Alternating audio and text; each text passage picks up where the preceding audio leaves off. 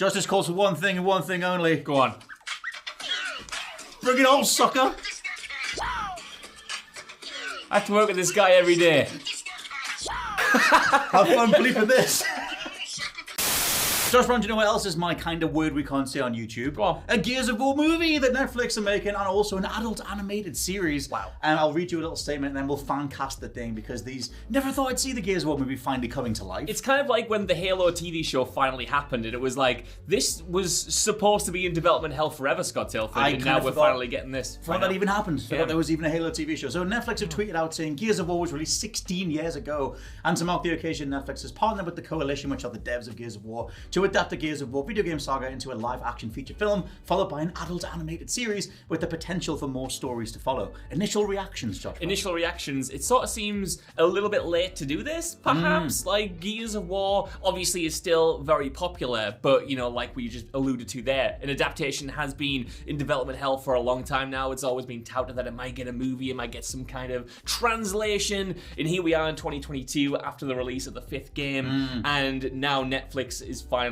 jumping in. Maybe because of the potential success of the Halo show, I don't know, but It seems like a lot. And the fact that it's a movie in particular, at least in the live action space, that was interesting, because for me, when it comes to the video game adaptations that Netflix have made, a lot of them have been in the realm of TV. You know, obviously we had The Witcher, we had Resident Evil, and the less said about that, the better. And then we've had the animated shows like Castlevania and stuff. So to me, the fact that it's going to be a movie, that is interesting, because where the hell do you go? In which story do you even adapt at this point? Well, that's the thing. So we'll get the story stuff in a bit. We're going to run down the old banter casting that we put together. Mostly serious. This could be not necessarily doable. We'll see. The most obvious one, Marcus Fenix, main character, is Dave Bautista. Dude's been fan cast ever since 2006. Back in the day, Bautista himself has said that it's a dream role. He'd always love to be Marcus Fenix, and I'm sure he's appeared as Marcus Fenix in various live action parodies and stuff. He even did a voiceover pack for Marcus in Gears 5, so that seems completely nailed on. Has to be. Gears of War creator Cliff Bleszinski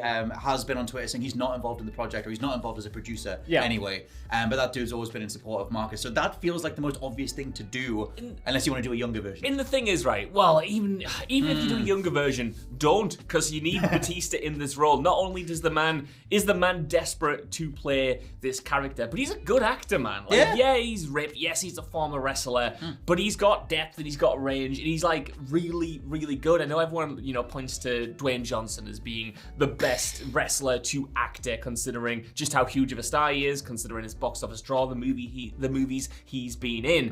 However, in terms of pure acting talent, Dwayne Johnson wishes he was Dave Bautista, my friend, because the emotions that guy can wring out are great, and as we get later on in the Gears of War story, you need that depth to that character. You don't just need a meathead, you need someone with a little bit of complexity, or at least a little bit of humanity within there that I do think Bautista could bring out. Yeah, I'm curious what they kind of go for in terms of, you know, what do you pick from? You kind of have two eras of Gears to go for. They've got the original trilogy, the Delta Squad and Marcus Fenix and the original guys and everything else, or Gears 4 onwards, JD Fenix, Marcus's son, and then where we are in Gears 5 and the sort of younger, the next generation, all those kind of people.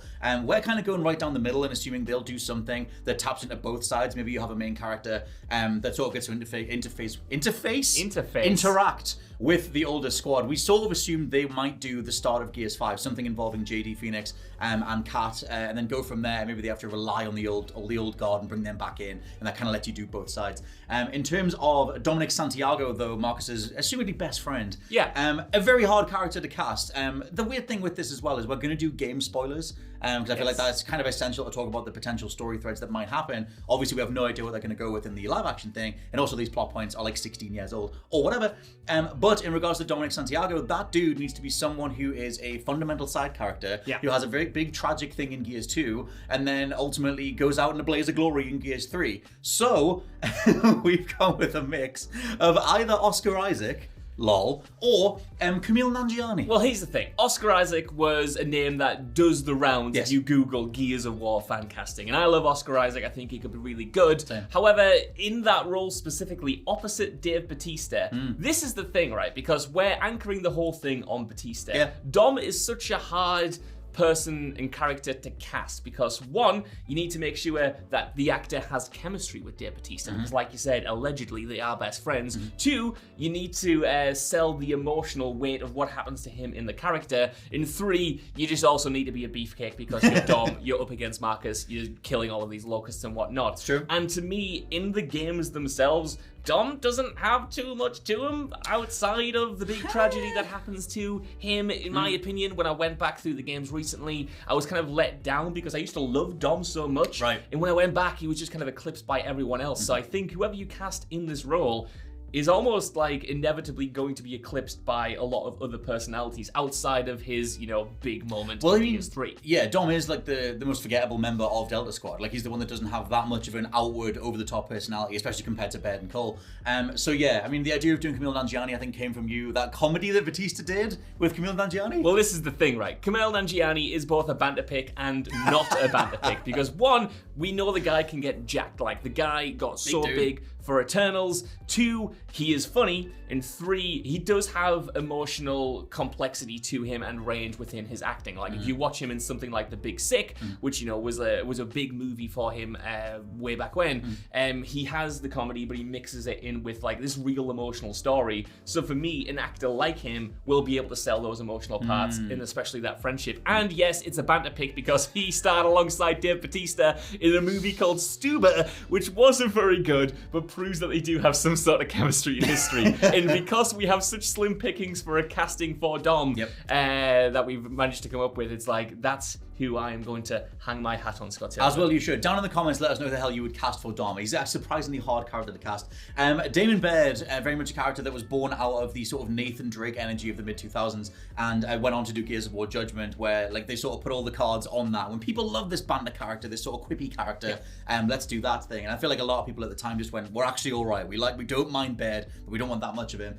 Mr. Josh Brown thinks John Cena would be an incredible Baird, which, to be honest, if alongside the idea of Dave Bautista as Marcus and Oscar Isaac, and then John Cena, he could work, maybe. I have not felt more vindicated by the internet, right? Because when we were trying to fan cast this, I didn't want to look at other people's fan casts first, and I thought, oh my god, John Cena could be Damon Baird. And then I googled Gears of War fan cast, and it turns out at least 3 other people in the internet agree with me, Scott Tilford. John Cena is funny, John Cena is built, which is obviously something we're going to keep coming back to, but I do think, after playing people like Peacemaker and after playing roles in movies like Blockers, he's a funny guy and he can give the quips that Baird does. I feel like he looks the part. It's a weird thing with Cena because I feel like Baird's sense of humor is way more quippy and way more like Nathan Drake. That's kind of how he feels like he was designed. I know that the development times overlap and everything, but it's the same kind of energy character-wise. And I don't feel like Cena can pull that stuff off, but I'd be willing to go for it. Josh Brown's other pick was Camille Nanjiani. One or the other. It's either going to be Dom or Baird. Just get Camille in there somewhere. That was the thing, right? Let me just quickly go for that. It's because, well, one, I apparently really love Camille Nanjiani, and two, if we're not going to do the emotional depth that he can bring, just let him be the funny guy. I think he's better for that. Yeah, I think he fits for that. Augustus Cole, I'm still saying Lester Spade, the dude that originally voiced him in the games. Guy's still an absolute tank, and I feel like he would just love to be in the role. Clearly had an absolute blast voicing Cole, and has done all sorts of fan, what do you call them? Fan conventions. That's right. Over the years. I feel like Lester Spade will be a perfect Cole.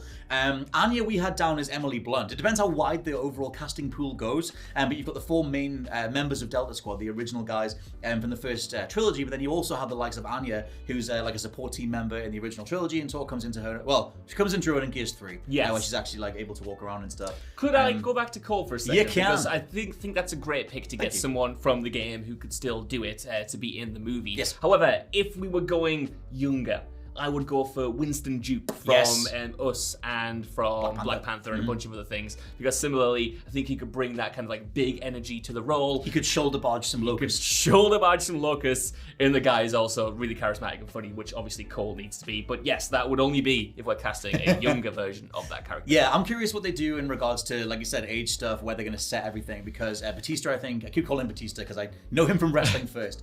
I'm sure he's 53. Big Dave. Yeah. He's 53, and Lester Spade is 59. So they're getting on a little bit, but I love the whole old Delta Squad stuff in Gears 5 and 4 and stuff as well. So I kind of hope they do an older Delta Squad mixed with some new characters and everything else.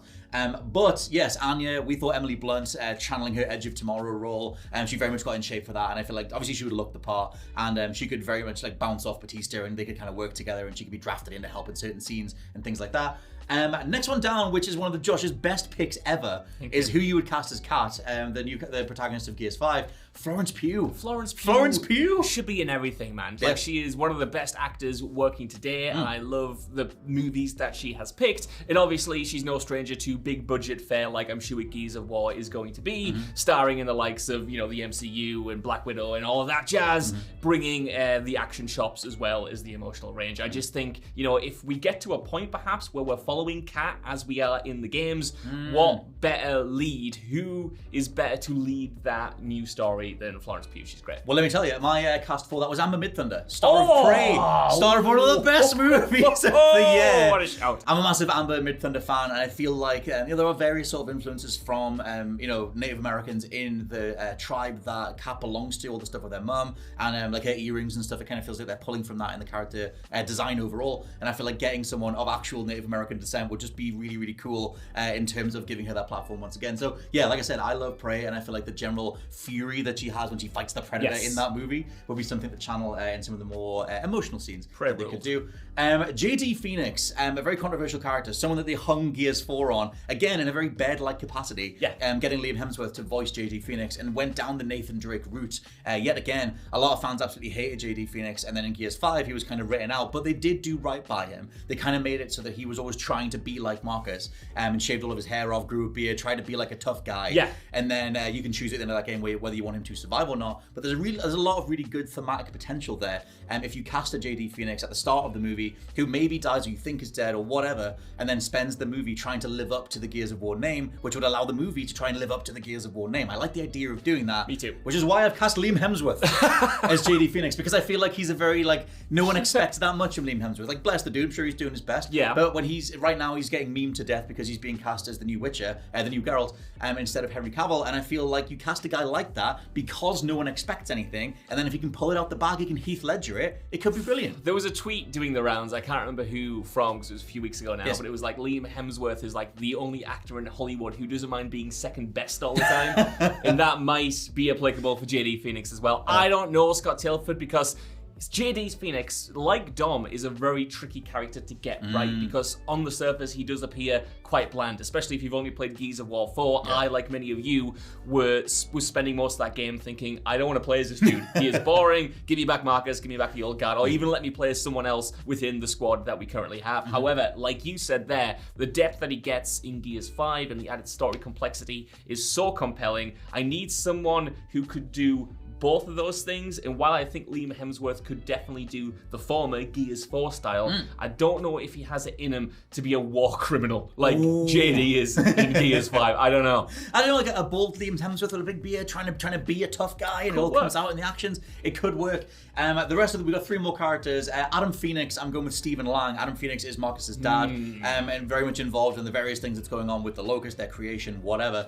I feel like Stephen Lang has a very has a strong presence to him. Big muscly dude, older guy. I did look up their age. He's older, Josh. Thought process for this has been like, yeah, big muscly dude, he'll do. Get him in. Big muscly dude, older. I mean, everyone back then, I remember when I read a review back in the day and they described the Gears cast as being kebab-legged soldiers. And they're all big, wide-legged dudes. And I feel like they need to bring the beef when they're casting. So if you're going to do a guy that is Bautista's dad, I did look up their age, and I'm sure there's only about 16 years between them. Right. So long. But we'll not talk about that in the movie itself. But I feel like Stephen Lang, the Colonel guy from Avatar, has the right kind of energy to be the dude that can dress down Marcus, can tell him what's going on, whatever. I wonder if he's too sinister, because I've seen him obviously in Avatar, but also in the Don't Breathe movies. Right. And the guy is like, he's intimidating, he's villainous. That's what you should be thinking, though. Oh, maybe you're right. Yeah. Okay, I'm gonna give you this one. Yes, I don't have a better pick, so definitely Stephen Lang. Alongside Stephen Lang for Queen Mirror, head of the Locust, and obviously there's more to her once you get into the plot, things that get revealed in Gears 5. Queen Mirror, I'm going to go with Kate Blanchett, literally because her performance as Galadriel in Fellowship of the Ring, when she gets taken over by the Ring, and she gets all commanding, and she's all bow before me, and whatever.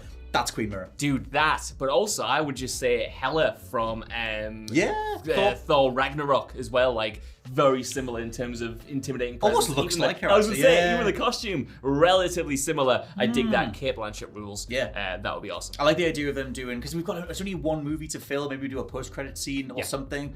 But yeah, I feel like if you're going to sort of cut a swath through all of Gears of War, then maybe you do have the Queen Mirror stuff, the Adam Phoenix stuff, the Locust creation, whatever, and you go from there. Last one down, or the last thing to get to, is very much a banter pick, but...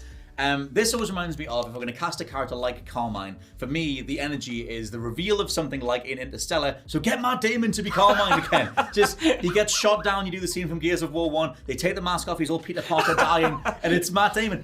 Or Josh's pick was Jesse Plemons. Jesse Plemons, man. I think either or would be great, because I think this entire... casting is centered around what you just said there. That moment where Carmine is dying and you see his face for the first time and you want a big pop for whoever is underneath that mask. Do you see the face? Well, we will in this movie. Yeah, you don't see it in the game, but in this movie, you see that. Like we're saying, we're directing this movie. Yes. We're making it. This is how the casting direction goes. In our movie, Carmine is dying. You hear his voice all the way through the thing. You're like, is that Jesse Plemons? Is that Matt Damon?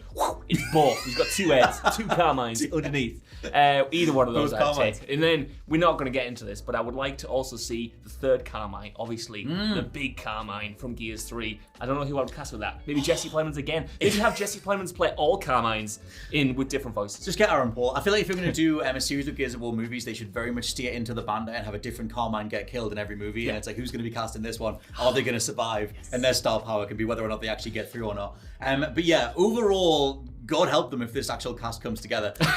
But story-wise, we've covered quite a lot of stuff. We're quite a lot into this video. But what do you want to see from a Gears movie story-wise? I'm kind of conflicted, man, because I love the story and setting of Gears of War 1 in particular. Like, that thing is so drenched in horror and survival horror, even in the mechanics of the game itself, that I would love to see that world brought to life. But if we're talking pure story, pure characters, I actually would like to see the sequel trilogy more, or at least what is part of the sequel trilogy, because I think, like I said earlier, Marcus in particular gains more depth. I like the older squad as like these elder statesmen, like people coming back into the fight, and I just kind of like that familial bond between Marcus and JD, and then of course later on Kat and her family. I just think that is a lot of dramatic material to mine, whereas if you're doing a big dumb blockbuster, just go for the first 3 games. It's also, do you build back up to you get the Marcus "My tomatoes" sign, the scene, and then you get the bit where he has to get his old Lancer back out the cupboard. Don't know why it's in a cupboard, but he's getting out the cupboard, and he has to rev that, and you get the whole Lancer reveal, you do all that stuff. I mean, that was a whole... What? Imagine this, right? He's getting his tomatoes, he's getting his Lancer out, he opens the cupboards, Jesse Plemons is right there. What would you do? Just surprise Jesse Plemons more. Should be a thing in general, in life in general. But let us know what you think down in the comments below, the idea of a Gears of War movie, and also the animated series, which we don't even talk about, but we'll see what that turns into going forward. For now, I've been Scott from WhatCulture.com. I've been Josh from WhatCulture.com. And we'll catch you next time. Bye-bye. Cast Samoa Joe as Ty. This is so chaotic. Bye. Bye.